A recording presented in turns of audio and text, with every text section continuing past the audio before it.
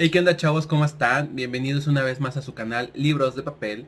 El día de hoy, como pueden ver en el título del video, les traigo una nueva entrega de esta colección de videos que estoy haciendo de editoriales especializadas. El último que hice fue el de la editorial Minotauro, que se especializaba en ciencia ficción y fantasía.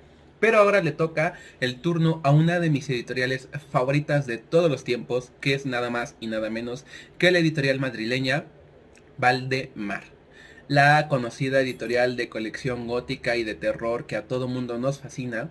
Y pues antes de empezar me gustaría decirles que este es el primer video en el que yo voy a estar leyendo directamente todo el guión que estuve preparando para esta editorial, muy inspirado por mis amigos de Leyendas Legendarias. Esto con el propósito de poderles dar mucha más información a ustedes, tal vez no cantinflear tanto en el transcurso del mismo, no divagar, y pues hecho que tengan la mejor y la mayor cantidad de información ustedes disponibles para cualquier tipo de aclaración en un momento futuro, o en su defecto para que ustedes elijan qué es lo que quieren coleccionar y qué es lo que quieren tener de esta editorial. Les voy a estar dejando aquí de este lado el nombre de todos mis Patreons, a los cuales les agradezco muchísimo, ya que gracias a ellos yo puedo traerles este contenido a ustedes. Ellos ya leyeron este guión ya estaba disponible desde hace unas horas en el Patreon, si no es que desde hace un par de días, porque no estoy muy seguro cuándo estaré subiendo este video. Pero bueno, para que esto no se haga enorme, porque el guión es bastante extenso, vamos a comenzar. Y dice así: el coleccionismo de libros incluye buscar, localizar, adquirir, organizar, catalogar, exhibir, almacenar y mantener cualquier libro que sea del interés de un coleccionista. El amor por los libros es llamado bibliofilia, y aquel que gusta de leer, admirar y coleccionar libros es llamado bibliófilo. Prácticamente todo booktube en mayor o menor medida practica el coleccionismo de libros.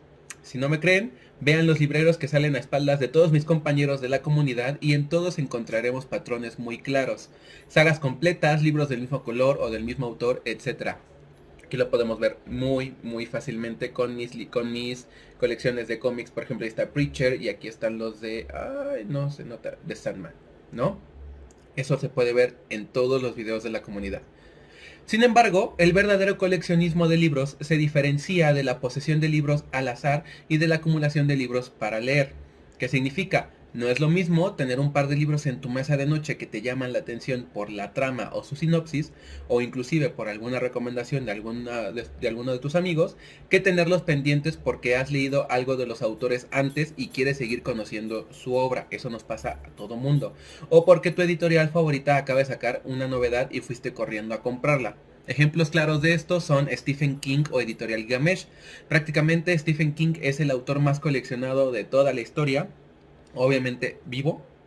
Y Editorial Gilgamesh es una editorial pequeñita que al día de hoy, como va publicando muy pocas novedades año con año, es muy fácil hacerte de todas, y es prácticamente obligado que en cuanto saca una edición nueva, vas corriendo a comprarla, ¿no?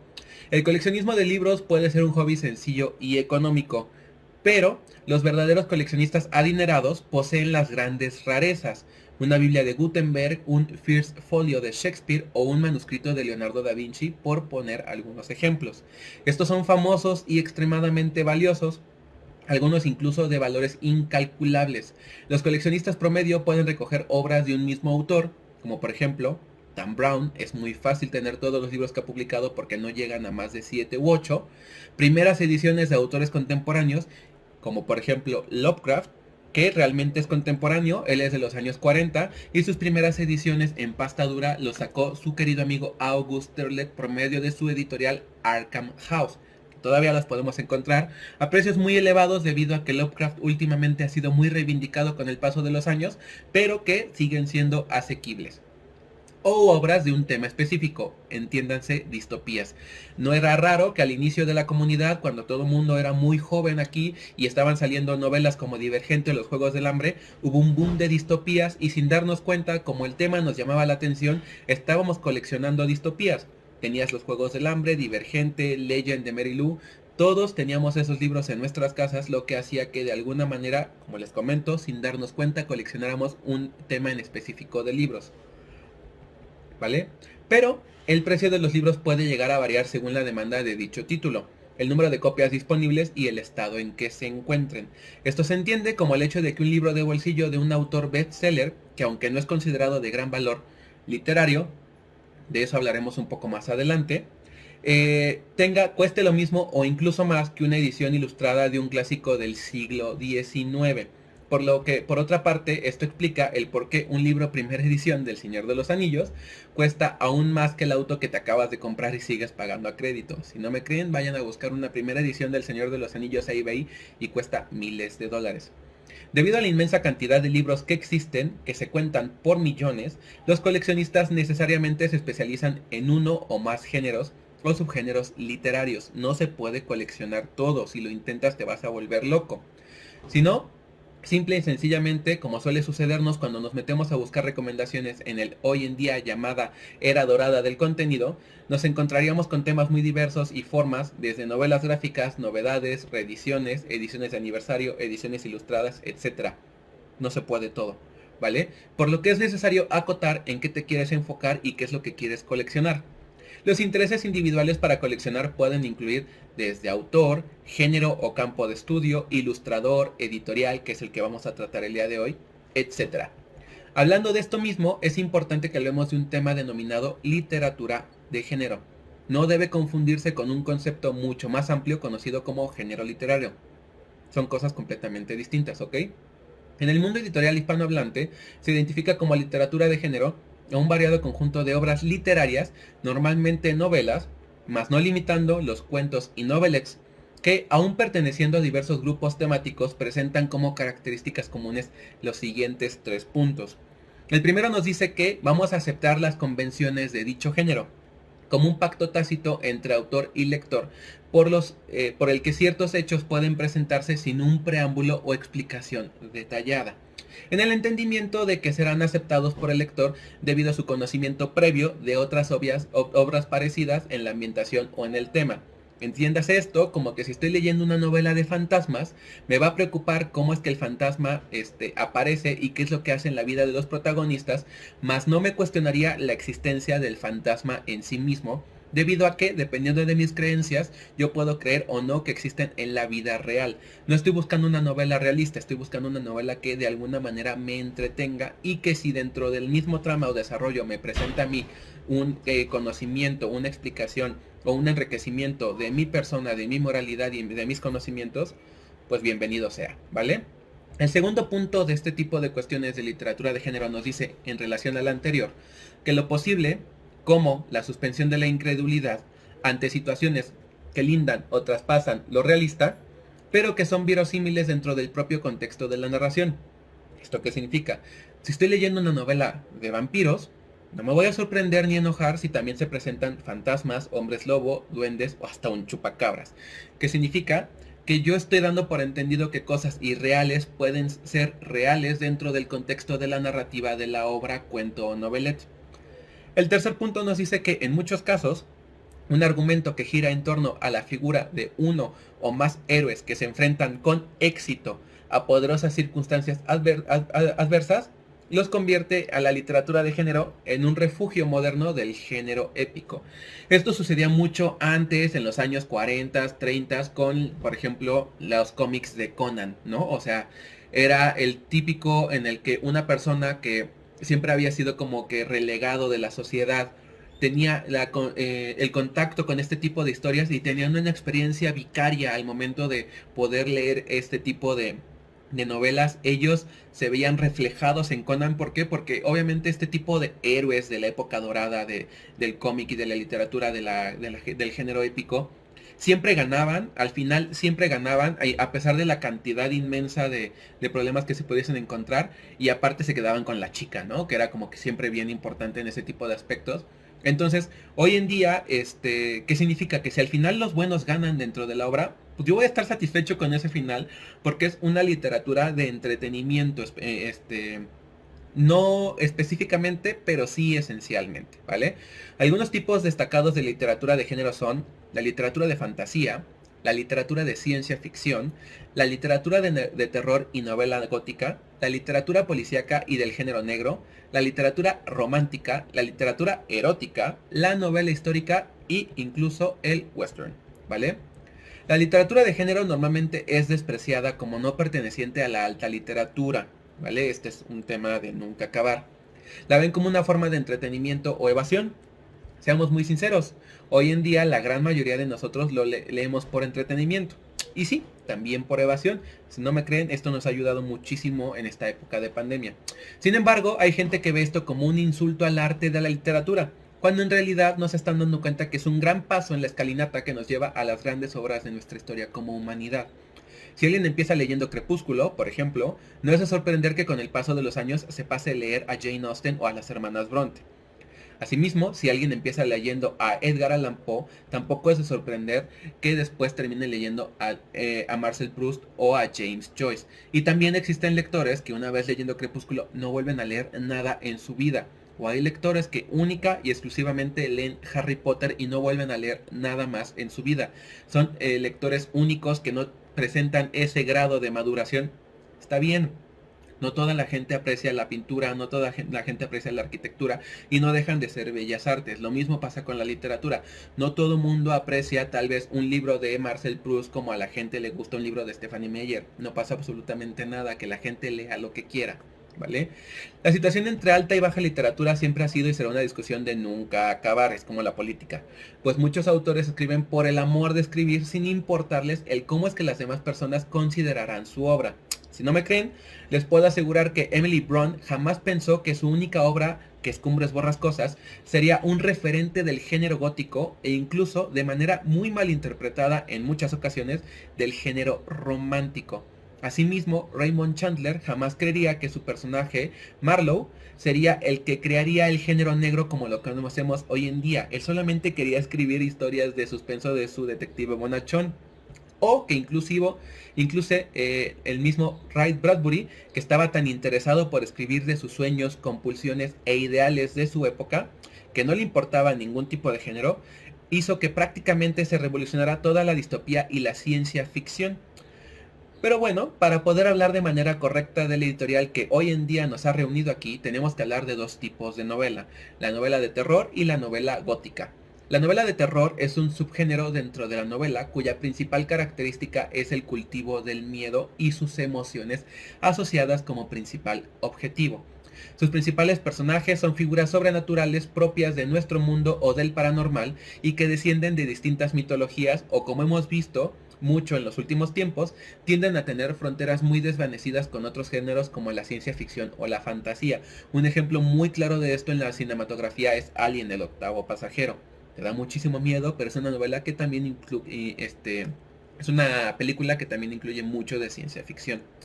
En sí, como podemos ver, la novela de terror, aunque es ampliamente estudiada, su principal atributo es el de vivirla. Su importancia yace en sus emociones y en aquello que nos hace pensar y sentir. Es muy muy visceral. Sin embargo, la novela gótica, que sería la madre de la novela de terror, es un poquito más complicada. La narrativa gótica es un género literario nacido en Inglaterra a finales del siglo XVIII relacionado con el género del terror. Es ampliamente conocida por el subgénero del terror gótico, que es un género o modo de literatura y cine que combina la ficción, el horror, la muerte y en ocasiones el romance. El género literario se originó en Inglaterra en la segunda mitad del siglo XVIII, donde siguiendo a Horace Walpole con su Castillo de Otranto, fue desarrollado posteriormente por Clara Reeve, Anne Radcliffe, William Thomas Beckford y Matthew G. Lewis. El género tuvo mucho éxito en el siglo XIX, como se atestigua en la prosa de Frankenstein de Mary Shelley y las obras y poemas de Edgar Allan Poe, así como el famoso británico Charles Dickens con su novela Canción de Navidad, la cual, por la pura existencia de los fantasmas de las navidades pasadas, presentes y futuras, sería un referente dentro de la literatura de género. Una vez sabiendo este pequeño trasfondo, podemos sumergirnos en una de las editoriales más coleccionables y representativas del género en lengua castellana, Editorial Valdemar. Editorial Valdemar es una editorial independiente con sede en Madrid, especializada en publicar obras clásicas de narrativa gótica, literatura fantástica, ciencia ficción, literatura de terror, entre otros géneros. Fue fundada en 1989, aunque, como después esclarecerían sus editores, realmente se fundó en el 86, saliendo su primer libro a finales del 87 y consolidándose en el 89. Fue fundada por dos personas, Rafael Díaz Santander y Juan Luis González, que al día de hoy siguen vivos, y en aquel entonces ellos traducían y corregían sus propios libros. Al día de hoy, 2021, acumulan un fondo editorial de más de 600 títulos, la mayoría de ellos referentes internacionales en lengua castellana de la narrativa de género, cuidadosamente traducidos hoy en día por algunos de los mejores especialistas españoles, como puede ser Mauro Armiño, Francisco Torres Oliver, Juan Antonio Molina Foix, José María Nebreda, Marta Lila Murillo u Oscar Palmer. De Oscar Palmer y de Juan Antonio Molina Foix, ahorita les voy a mostrar algunos ejemplos. En su catálogo destacan especialmente las obras completas al castellano de H.P. Lovecraft, como puede ser esta de aquí, la narrativa completa, de la cual vamos a ver ahorita un poquito más adelante. Este es el volumen 1, es el único que tengo.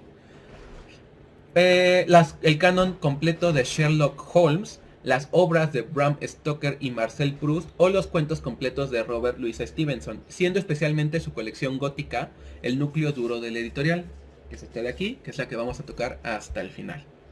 Y bueno, hablando de Lovecraft, como declararían sus editores en una entrevista a la revista Hot Down, fue precisamente por la falta de publicaciones de este autor y muchos otros más dentro del género, de sus géneros favoritos, que ellos se animaron para crear una colección que estuviera a la altura de la que en ese entonces tenían editoriales como la colección de Aguilar. La colección Crisol era una colección de literatura con conceptos y géneros muy eclécticos que inspiraría a este par de jóvenes treintañeros para emprender su camino editorial.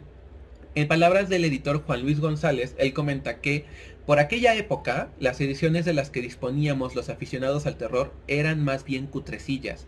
No eran muy fiables en cuanto a traducción, ofrecían muchos problemas y nosotros lo que queríamos era editar pero darle cierta dignidad. Después comentarían que esta dignidad llegaría muy apenas con los mitos de Cthulhu traído por Editorial Alianza y con una introducción de Rafael Llopis, ¿vale? Ambos editores jamás han estado de acuerdo con los términos de literatura alta o baja, pero lo que sí apoyan es que cada quien lea lo que quiera y como quiere. Y ellos quieren y gustan de leer una buena novela gótica o de terror, ya sea clásica o contemporánea. La editorial al día de hoy cuenta con más de 16 colecciones en su andar. No voy a, son 17 me parece. No voy a profundizar en cada una, solamente en las que a mí me parecen más importantes, ¿vale? Han sido más de 3 décadas trabajando para lo que ellos llaman el Club Valdemar, que haciendo una referencia directa con mi autor favorito, que es Stephen King. Mientras que King escribe para sus lectores constantes, que es como nos llama a sus lectores de toda la vida, ellos editan para sus coleccionistas y compradores constantes. Las colecciones de Valdemar son, número 1, Avatares, Club Diógenes, Gótica, Gran Diógenes, Gran Gaznate, Clásicos, Sherlock Holmes, El Padre Brown, Intempestivas, Planeta Maldito, Valdemar es Pop, Histórica, Letras Clásicas, El Gato Negro, Frontera, Insomnia y Selecta. En este camino han tenido muchos éxitos muy grandes, pero también han tenido tropiezos enormes. Uno de sus mayores éxitos ha sido la ya consagrada colección gótica, de la cual nuevamente hablaremos más adelante en específico, que dentro de ella estaría la narrativa completa de uno de sus autores favoritos, el maldito H.P. Lovecraft. Hay que entender que este género de autor maldito son estos autores que en su momento, o incluso al día de hoy, serían poco políticamente correctos. Autores que algunos fueron nazis, algunos fueron altamente racistas. El mismo Lovecraft era racista. Algunos tuvieron cuestiones de incesto o pedofilia, ¿no? Pero ellos separan completamente la obra del autor. E inclusive en sus introducciones o en sus ediciones anotadas te ponen prefacios y estudios en los cuales te explican el por qué ellos consideran que esta novela, independientemente de cómo haya sido el autor, merece estar en su colección, ¿vale? Estos dos tomos, hablando de Lovecraft nuevamente, ya icónicos, compilan, como ya lo dice su nombre, su narrativa completa de forma cronológica. En este primer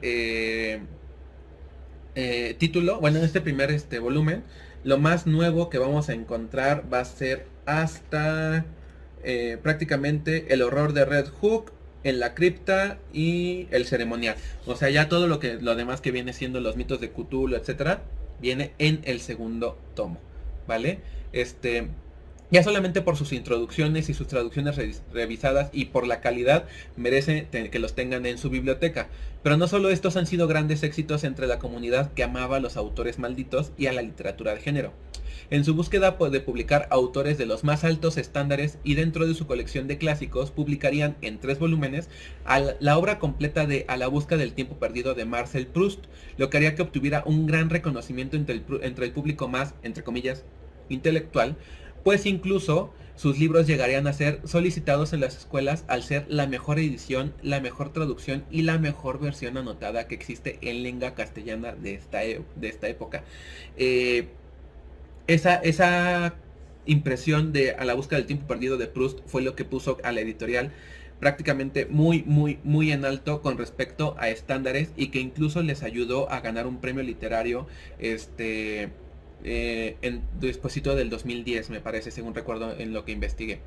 Han tenido algunos otros éxitos rotundos, muy inesperados, como puede ser el libro de El Rey Amarillo de Robert W. Chambers, que se encuentra también dentro de la colección gótica, o el ensayo de Thomas Ligotti, llamado La conspiración contra la especie humana. Este está dentro de la colección de Intempestivas. Ahorita vamos a hablar de esa colección, ¿vale?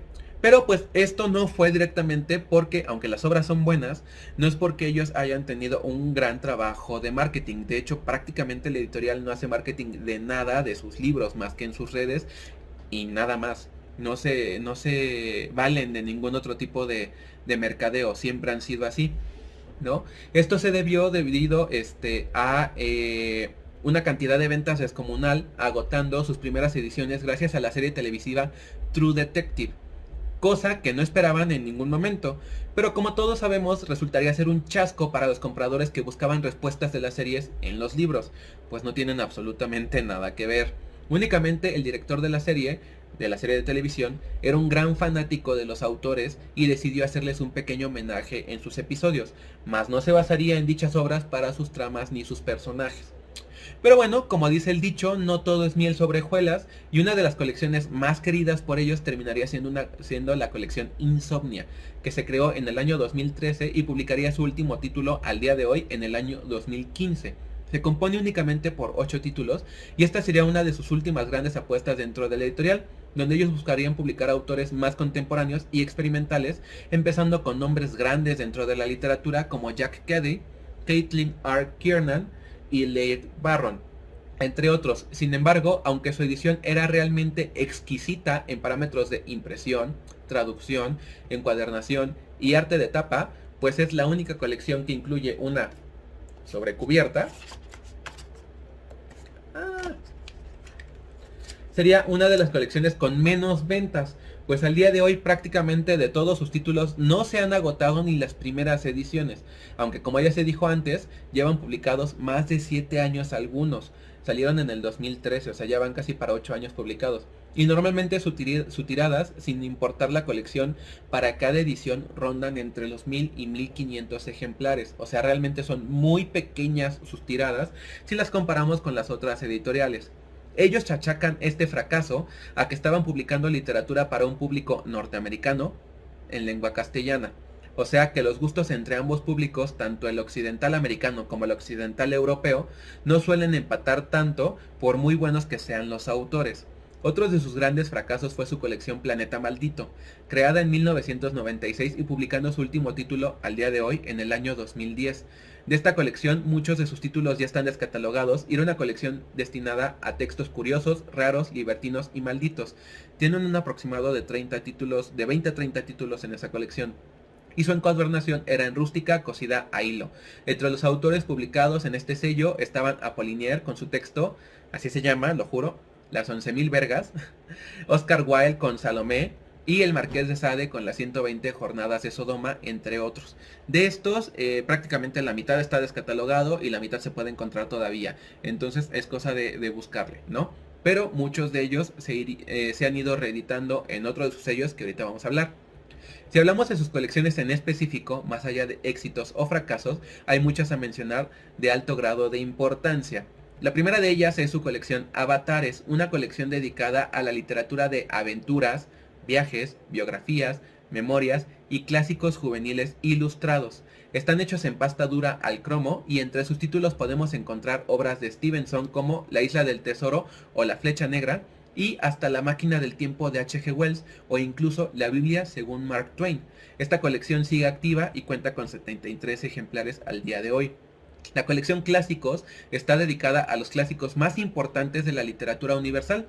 Todos sus títulos están anotados y comentados. Al día de hoy únicamente existen 19 títulos de esta colección, sigue activa y sus títulos más importantes son, bueno, o están dentro de ellos, Moby Dick de Herman Melville y los 3 tomos al de A la busca del tiempo perdido de Proust y también pasando los cuentos completos de Kafka. La colección Club Diógenes, que de hecho es esta de aquí.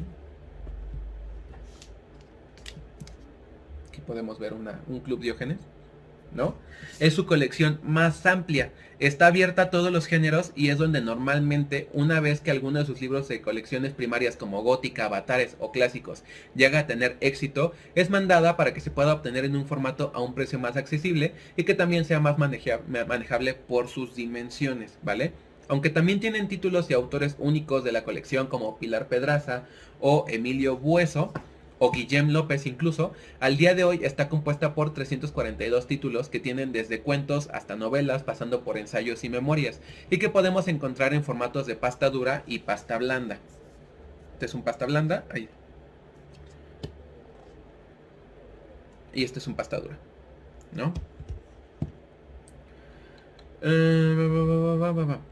Se pueden encontrar en ambos formatos y en distintos colores en tapa dependiendo de la colección primaria de la que vengan. Por ejemplo, un libro que viene de la colección gótica será editado en una pasta negra. Mientras que asimismo también los libros que son únicos del Club Diógenes son directamente en pasta negra. Pero si algún libro viene de avatares, se puede editar en pasta amarilla o roja. Algunos que vienen de la editorial de la colección Clásicos se editan en pasta azul. Va a depender mucho conforme ellos vayan haciendo cambios editoriales, ¿vale?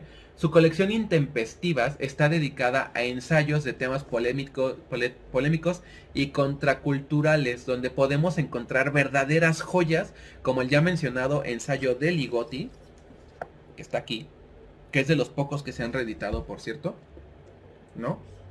O también encontrando el único libro de Stephen King que no fue editado por su editorial en España, que es Penguin Random House, que es su ensayo de Danza Macabra.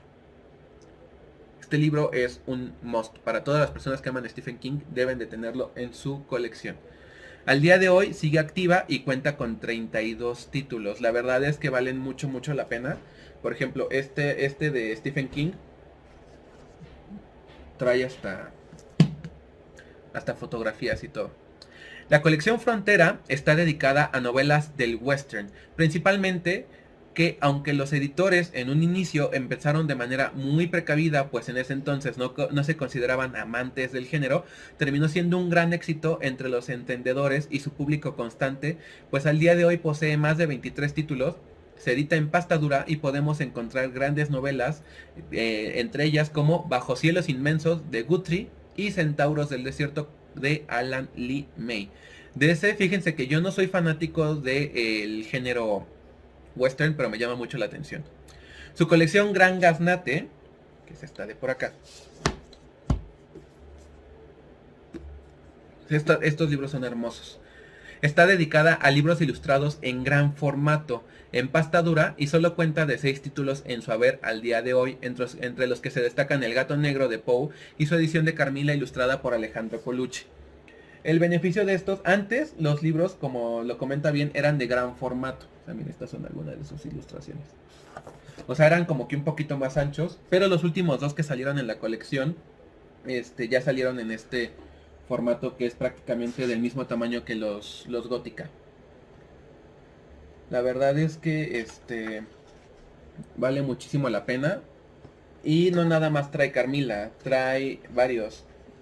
Trae Berenice de Edgar Allan Poe, que viene traducida por Mauro Armiño. Viene La Muerte Enamorada, que me parece que esa es de Gautier, que viene traducida por también Mauro Armiño. Carmila de Sheridan Le Fanu, traducida por Juan Antonio Molina Foix. Pues La Sangre es Vida y Cuando había luz de luna. Entonces la verdad es que valen mucho, mucho, mucho, mucho la pena y es una colección muy chiquita, la pueden hacer muy rápido. Su colección Selecta es una colección de compilados que se destaca por tener libros donde vierten toda una obra completa de un solo autor o serie en una sola pastadura. Solamente cuentan con 4 títulos al día de hoy. Entre los más destacados están los cuentos completos de H.G. Wells, Los crímenes del padre Brown, Los mil y un fantasmas y... ¡Ay! Este que acaba de salir, que es la narrativa completa de Sherlock Holmes. Estos son los cuentos completos de Sir Arthur Conan Doyle. Esta es una edición de Juan Antonio Molina Foix. No sé si él tradujo todo. Se me haría muy loquísimo que él haya traducido todo. Madre mía, sí, tradujo todo. Súper bien. O sea, él tradujo todo, pero aparte también bien ilustrado. Pero son libros enormes. Tiene más de 1100 páginas. Entonces, este tipo de libros de la Selecta son más como para leerlos en tu casita, ¿no? O sea, no es tanto como para sacarlos, ¿no? Entonces, esta vale mucho la pena, solamente son 4. Existen más colecciones de las que hemos hablado, como Planeta Maldito o Insomnia, pero algunas otras como Gran Diógenes, Histórica, Sherlock Holmes, El Gato Negro, El Padre Brown, Un Gran Etcétera, siguen activas y son partes del acervo de la editorial. Sin embargo, hay una que hemos mencionado, más no profundizado, y es la que el día de hoy es el emblema de la editorial, el núcleo de lo que son hoy en día y de lo que prácticamente todos los coleccionistas desean tener, la colección gótica. Esta colección está dedicada a los clásicos imprescindibles que cimentaron el género gótico y la literatura de terror. Todos sus libros están hechos en pasta dura de color negro. Cuenta con 121 títulos al día de hoy y empezó a publicarse a finales de los 80s, inicios de los 90. Su primer libro sería Batek, del autor William Beckford, y en su recorrido han publicado grandes obras de lo que hoy en día son emblemáticos no solo de la editorial sino del género en lengua hispana. Entre sus títulos más destacados está, obviamente, la narrativa completa de Lovecraft, los muy recientes Libros de Sangre 1 y 2 de Clive Barker, el Wendigo de Algernon Blackwood, que era imposible de conseguir si no lo tenías en ciruela y solamente tenía mucho menos cuentos que el que trae el día de hoy, el de Valdemar. El Drácula, que esta es una edición de Oscar Palmer Yáñez, que yo considero esta la edición definitiva de Drácula. No creo que haya una mejor edición de Drácula que esta. No solamente por el hecho de que trae el final alternativo y trae el cuento del invitado de Drácula, sino porque realmente es una gozada. O sea, no sé, les puedo jurar que este tipo de libros son para tener dentro de su colección. Trae fotos de manuscritos, trae apéndices. Es una gozada. Tenemos también 3 piezas góticas donde incluirían la primera obra de género, que es este de aquí. Aquí viene El Castillo de Otranto de Horace Walpole. Es muy cortito. Viene El Castillo de Otranto de Walpole, El Espectro del Castillo de Matthew G. Lewis y viene Zastrosi de Percy B. Shelley, que es... recuérdenme. No recuerdo si era el esposo de Mary Shelley. Si no, corríjanme en los comentarios, por favor. La pata de mono de Jacobs, que por cierto se acaba de reeditar. Pesadilla a 20.000 pies de altura de Richard Matheson. Cumbres borrascosas de Emily Bronte, que también yo considero que es la edición definitiva de esa obra. Venus de las Tinieblas, que es una recopilación de relatos escritos por mujeres. Los mares grises sueñan con mi muerte de W.H. Hudson. Noctuario de Ligotti. Y El Parásito de Arthur Conan Doyle. Como estos, hay un ciento más que valen la pena. Pero como se dijo antes, los tirajes de Valdemar suelen ser muy pequeños, no más de 1000 o 1500 ejemplares por edición, y por su costo que varía de los 25 a los 35 euros, y siendo más libros clásicos, su venta es muy lenta, por lo que no es raro encontrar un libro de la editorial como novedad en nuestra librería y que cuando lo abramos nos demos cuenta de que pertenece a la primera edición del libro y que tiene más de 10 años que se imprimió. Sin duda, los editores no buscan la fama ni la riqueza. No fue su motivación principal cuando empezaron la editorial y no lo es ahora. Incluso confiesan que cuando tienen algún excedente debido al éxito de uno de sus títulos, usan ese dinero para poder comprar nuevos derechos y nuevas traducciones de libros que ellos quieren que estén disponibles en nuestro idioma, más allá incluso de que sean buen o mal material para las ventas.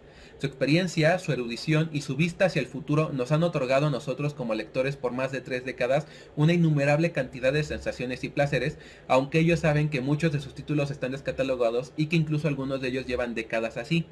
Se han dado a la tarea de reeditar todo lo posible precisamente para hacer que en el mercado secundario la gente no se vea abusiva, pues algunos de sus libros llegan a los cientos de euros en reventas. Ellos no apoyan esto de ninguna manera, sin embargo no les da tiempo ni el dinero para poder reeditar todo lo que quisieran, lo que hace que a nosotros como lectores no nos quede más que ser paciente y seguir apoyándolos. Sin duda, Valdemar es una editorial que llegó para quedarse y para hacer historia, y lo está haciendo. Y aún mejor que eso, es una historia en la que podemos apoyar a escribirla. Hoy en día sus editores siguen con nosotros, siguen publicando, siguen buscando, reeditando, y nosotros podemos contribuir consumiendo su excelente contenido. Por mi parte es todo. Espero que esta información les haya sido útil, que alguno de estos libros los convenza de empezar su colección con Valdemar. Recuerden, no deben de tenerlas todas. Hay colecciones muy pequeñitas. 8 títulos de la colección Insomnia, 4 títulos de la colección Selecta, unos, me parece que son de Gran Gaznate, son 6 títulos, de Frontera son como 23 títulos. O sea, hay colecciones muy pequeñas. Yo sé que todo el mundo quiere la gótica. Yo sé que son libros muy bonitos, muy hermosos, pero número uno, son libros que son relativamente caros, no son para todos los bolsillos, y si ustedes juntan para poder comprarse un libro de estos, muy seguramente van a poder comprar un libro de estos cada par de meses, por lo cual la colección se les va a hacer a muchos, muchos años. ¿Qué pueden hacer? No pasa nada, pero no se desesperen. Hay mucha gente que lleva así décadas y no la ha completado, y hay mucha gente que no se dedica a otra cosa más que comprar estos libros y la completa en un par de años. Entonces, lo que yo creo que entiendan es que sea cual sea el sello o la colección que decidan, valga la redundancia, coleccionar de la editorial, háganlo porque estén convencidos por su contenido. Ellos tienen el beneficio que trabajan con 2 empresas para la impresión, están con la editor, con la... Ay, permítame tantito, por aquí lo veo. Para la impresión están con Cofas, y para la encuadernación están con con la industria de Huertas. Son 2 con los que casi siempre trabajan, y es lo que hace que sus libros sean de excelente, excelente, excelente calidad. A nivel papel, a nivel encuadernación, se van hermosos en las estanterías y que valgan muchísimo, muchísimo la pena. Espero que toda esta información les haya sido útil, y si es eso, yo los veré en el siguiente video. Cuídense mucho. Bye.